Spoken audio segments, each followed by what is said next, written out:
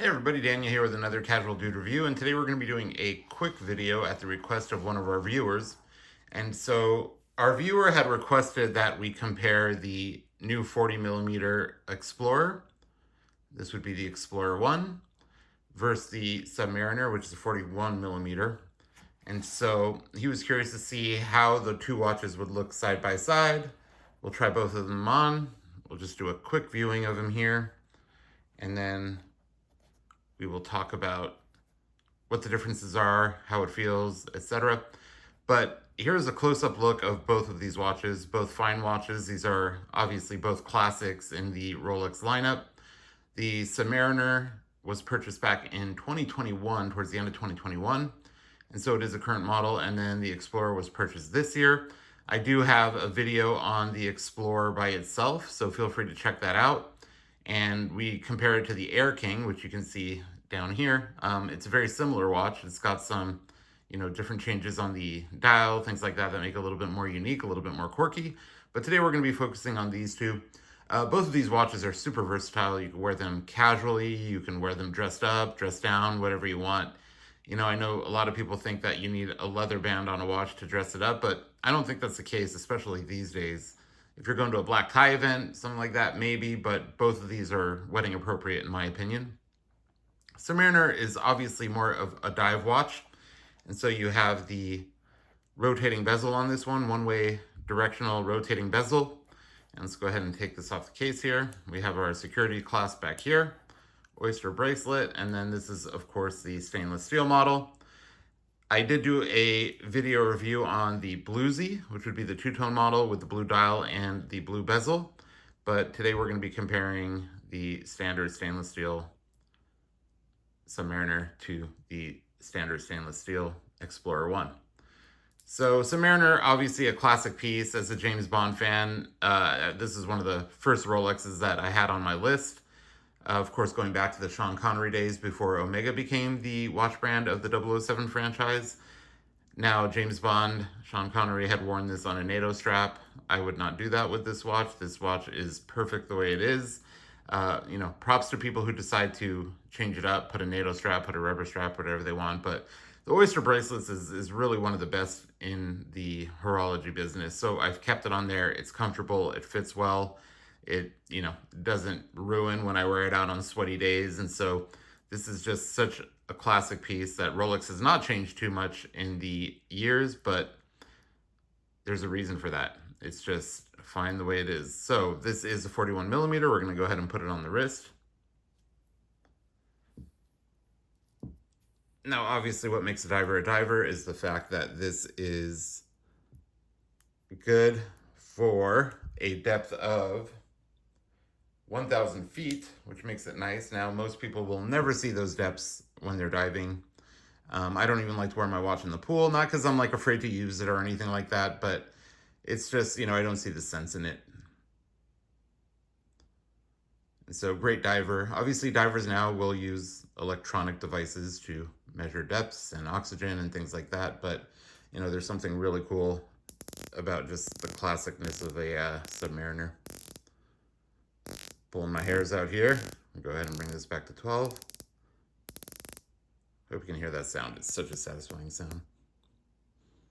We're back lined up. And so this is what the current Submariner looks like on a 7 3/4 inch wrist.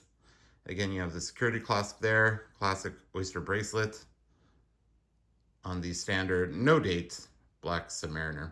Now, one of the reasons I did pick a no date, let's take this off and talk about it a little bit more, is because, as you can see, I've got a couple of GMTs in the background there. I do have a date just. I do have a date now. And so with all of these watches that do have a date, I actually like the simplicity of this. I don't like extra complications. I change my watches out pretty frequently. And so if I'm going to keep my watch off of, for a couple of days or so, I'll put it on a winder. If I'm going to keep it off for a week, or I know I won't wear it for like a month or so, I'm just putting it back in the safe and letting it wind down. And for someone who doesn't use the date that often, it's just an extra thing to set. You got to make sure that you're on the right part of the 12-hour day. You have to set the date, and that just becomes a little bit frustrating. Because of the simplicity of this one and the fact that I just kind of like the dial better. I love the cleanliness of a no-date Submariner. I have decided to get the no date. And so this quickly became my daily, because at least one of my dailies, because it's just simple, it's easy to set. I'll throw it on the winder, I'll use it very frequently, and it just doesn't bring a lot of attention. It's just your classic Rolex Submariner. Now, let's go ahead and put this aside for a second and take off the Explorer here. So this is the current Explorer, 40 millimeter. I believe before this, the largest one they had was the 39 millimeters, so they did up the size a little bit, and I'm kind of glad they did. I know small watches are in now. For my wrist, I've tried on a couple of the smaller watches, and they just kind of look like a toy on me. So this is kind of the perfect size for me. 40, 41 like the Submariner, and then my 42 millimeter Speedmasters get a lot of wrist time, and they all look good on me, in my opinion. And so, yeah, there's a lot of people I know that can either, this might be too big for them and they would want to step down, or they are somewhere in between and they could really go smaller or larger. For me, large is really the only choice. And so this is the 40 millimeter Explorer.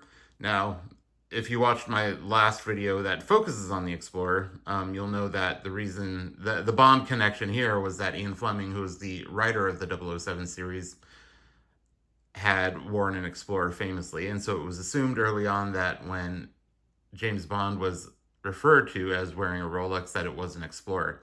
Now, that's, of course, not the only reason I bought this. I am a Bond fan. You can check out my last video, which talks about the latest Bond Omegas, the special edition 60th anniversary and No Time to Die.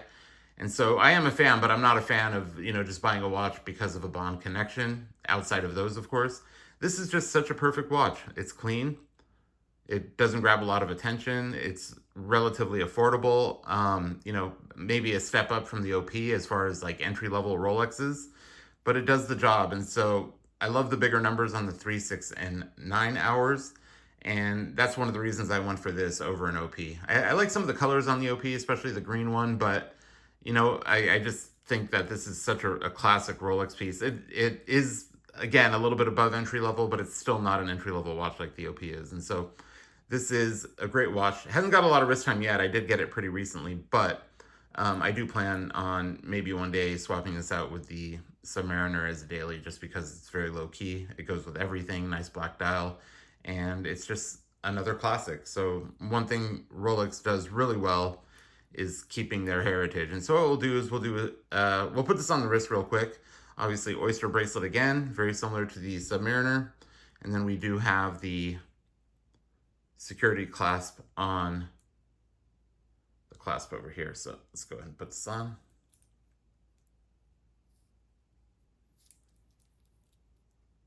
And so this is what this piece would look like on a folding clasp. Now this is actually a little bit tight. Let me see if I need to make an adjustment. It is hot in California today.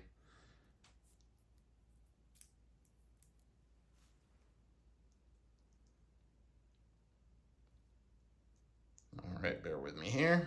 Yep, they can be a little bit tough to do. So this does have the small micro adjustment here, which just kind of folds in over itself and then locks in place. So I just unlocked that and we should be good to go now. Swelling up a little bit in this heat. So there we go. And I'm not sure, I believe like the Air King, this didn't originally have like the security clasp on it. I think it was just similar to the Datejust where you would lift it up and take it off. So I'm glad it has this, especially with how bold some people have become in the larger cities and, stealing watches or taking them off people's wrists without, people even knowing about it. But here it is. I really do feel like this was, let's do a close up here. There we go. I really do feel like this was the best size for me. I think rule of thumb is that you want to be able to see a link on either side of the watch. So if the lugs are hanging over your wrist, you're probably wearing a watch that's too big. Of course, there's nothing wrong with that.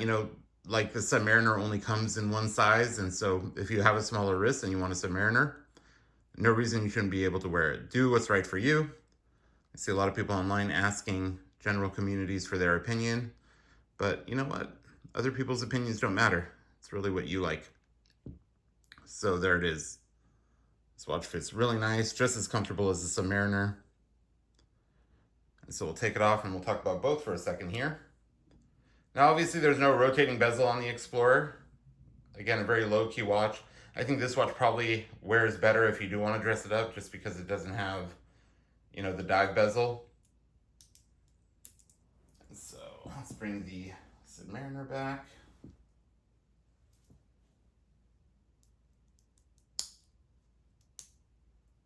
There we go.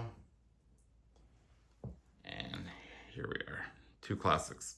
So if you're between both of these, honestly, it's really aesthetic what you want. I mean, there's no right or wrong answer to which watch is better. A couple of things to look out for. So both, again, with the Oyster bracelet. So a lot of similarities there. Size on the Submariner a little bit bigger, and not only that, because of the bezel is so chunky with the dive bezel, it looks a little bit bigger as well. Here we go on some side looks. The Submariner does have, let's see if I'm in focus here. So the Submariner does have, this new flatter profile, whereas we still have the rounded profile on the Explorer, similar to the older Air King. The older Air King did adopt this flat case. And so I believe that the Air King is now using the, a case similar to a GMT. Whereas before, I think it was using the, I can't think of it right now, but it was the discontinued piece that had like the Faraday cage over it. So it had a similar form factor to the Explorer. And yeah, the Explorer kept that form factor, so that kind of differentiates the new Explorer from the new Air King. If you want to see the side-by-side there, please check out my videos. I do have it listed. But yeah, you can see the difference here. We have a much sharper edge along the case here, whereas here it's a little bit more rounded. And so as I was mentioning, if you plan on dressing up a watch, I think this is a perfect everyday watch. You could wear it to the office, you could wear it with shorts and t-shirts, you could wear it with a suit, and there's no real distractions from the bezel. The bezel here is like, pretty heavy-handed. So love the Submariner. I obviously, like I said, I wear it more than the Explorer. I've had it longer, and it's just kind of goes with everything. But we might swap these out in the near future. Another thing to note, that the bezel here, which obviously is not a rotating bezel, is polished, and so you do run the risk of scratching that if you wear it a lot. Polished bezels, polished bracelets, and all that can be scratched by simply just wearing it over under long sleeves, and so you're not going to get any heavy scratches doing that, but you will get some micro scratches that you could see under a loop pretty easily. And then another thing to note is here, if we look at the crown, both, similar Rolex crowns here, we do have the lug guards on the Submariner, which makes it a little bit thicker, makes it look a little bit bigger as well, whereas there are no crown guards on this one. I think I called this lug guards, but I meant crown guards if I didn't say that, so apologies there. But yeah, we have a crown guard here and no crown guard here. The new Air King did add the crown guards, which again changes the form factor, making a little bit more differential between the Air King and the Explorer. And so I think that's about it. Here you can kind of take a look at the, looks like the clasp on the Submariner is a little bit longer. I hadn't noticed that before. And then we showed you the adjustment on the Explorer. So there is a micro adjustment there. One thing I have to say is that the adjustment on the Submariner, I believe it's called the glide lock, is very nice to have. And so you can actually lift this part of the bracelet up and slide it up and down. So it gives you a lot more play when it comes to like adjusting for weather changes, or, if you feel like you need your watch to be a little bit bigger or smaller, you have the ability to do that. So if it's a hot day, have it sized appropriately, and then you want to make sure that you're able to kind of close that in and make it a little bit tighter on your own at home, so you don't have to keep going in and swapping out links on your bracelet. But so yeah, a little bit more of a nice feature here that will let you adjust the watch on the fly. Again, probably a function of it needing to be used as a dive watch at some point, since it is a tool watch. This is definitely a more casual watch. This is definitely built to be more of a work watch. Of course, watches these days are nothing more than jewelry for us men, but yeah, it's nice to see that, a lot of that heritage did stay with this. And so a couple of other things, the hands on both watches are very similar. You do have the dotted indices here, and then you also have the sticks at the 3, 6, and 9. One thing to take note of. And then both of them have the triangle at the 12 o'clock.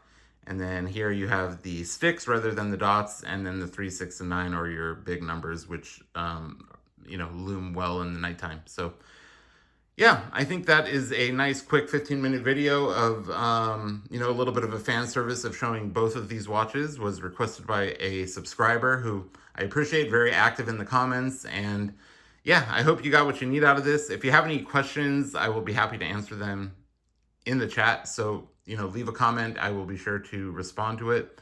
Let's do a little bit of a close-up here for you all. There we go. So there we go. Again, this is the Explorer 1, current model 2024, versus a also current model Submariner. This one is from late 2021. Both great watches, both make perfect dailies. The watch on the left, the Explorer, is going to run you about $7,700 in US dollars, and the Submariner, I think, runs $9,100 now, if that's the current pricing. So there's a price difference as well. So, depending on what your budget is, depending what you're looking for in a watch, those might be deciding factors in which one you want to get as well. And again, I showed you both of these watches on a 7 3/4 inch wrist. So I hope that puts things into perspective. I hope you enjoyed this video. And as always, thank you for watching.